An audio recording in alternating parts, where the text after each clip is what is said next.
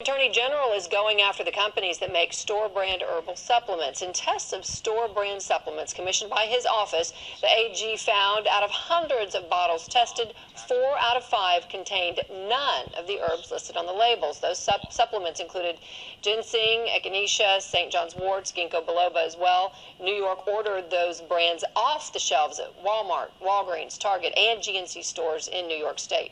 Herbal supplements are a $6 billion a year industry here in the U.S.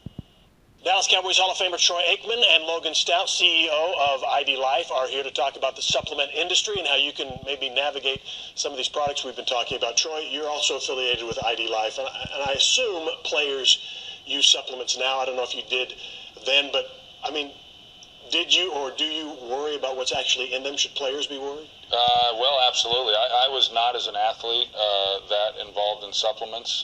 Took a lot of protein shakes that was administered through the organization with the Cowboys, but you assumed that whatever it was that you were taking was approved, since it was our organization that was, kind of doing the vetting on that. As I retired, I really got away from it altogether, to be quite honest with you, and then slowly started getting back into the supplementation. And when I decided to be an investor in IDLife, that was the number one question that I had, was, okay, well, are you getting exactly what you're paying for, or what you're being told that you're getting? And did a lot of homework on that to make sure that it was organic and was the product that I thought I was getting at the time.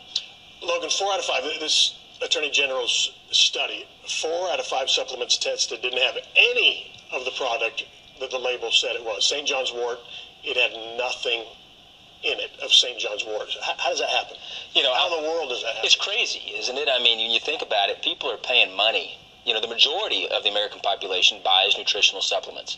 And based on the study the New York Attorney General did, it looks like the majority of them are buying completely fake stuff they don't even realize that they're buying. And is it the no FDA regulation? That's the issue. Would you welcome FDA regulation? How can it be solved? I hope that this will be a wake-up call to our country, that we need to start regulating nutritional supplementation. I have children, my parents. I mean, the fact somebody can go in and buy something in a store that's not regulated, it can be anything or nothing, as they found with the Attorney General, is scary. I mean, that's scary, and people are wasting money. Let me ask you about it. If it didn't have any of the product that the label said it had, do we know what was in? Man, there's no telling what they put in there. I've heard all kind of things. I'm not one to bash companies. That's just not who I am. But what I do believe education is important. And if somebody's paying for something, they need to know what they're getting. And I think that's the downfall we have right now with the whole system with nutritional supplementation. Okay, so if people are watching us tonight, the Attorney General investigation in New York started with Target, Walmart, Walgreens, and GNC stores, products on their shelves. We have all those stores here. Does that mean, do you suspect the same thing is happening here? Well, there's no question. The reality is people, we're habitual human beings, right? Wherever we shop, that's where we shop. Whatever we do, that's what we do. And people are buying supplements because they know they need them. I mean, the studies prove you need nutritional supplementation, but they're guessing.